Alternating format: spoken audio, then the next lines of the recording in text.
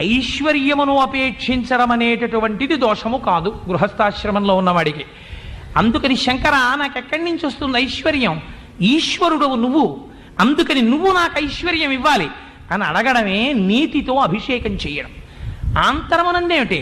ఒక గొప్ప రహస్యం ఉంది. నీతిని పంచామృతాల్లో అమృతం అని ఎందుకంటారో తెలుసా అండి? పాల యొక్క మారుతున్న చిట్ట చివరి స్వరూపంలో నెయ్యి చిట్ట చివరిది రమణులు అంటారు. ఇప్పుడు మీరు పాలు కాయాలి, తోడు పెట్టాలి.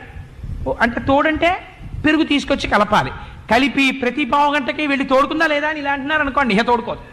దాన్ని అలా వదిలేయాలి. తోడు పెట్టాక మీకు నమ్మకం ఉండాలి, పెరుగు వేశాను కాబట్టి తోడుకుంటుంది విశ్వాసం. అలా వదిలేయాలి, తోడుకుంటుంది. తోడుకున్న తర్వాత కవ్వం పెట్టాలి, చిలకాలి. చిలికితే ఏమొస్తుంది? వెన్న వస్తుంది. వెన్న ఏం చేయాలి? అగ్నిహోత్రం మీద పెట్టాలి. ఇప్పుడు ఏమవుతుంది? నెయ్యి అవుతుంది. ఇంకా తర్వాత ఏం చేసినా ఏమీ అవదు, నెయ్యి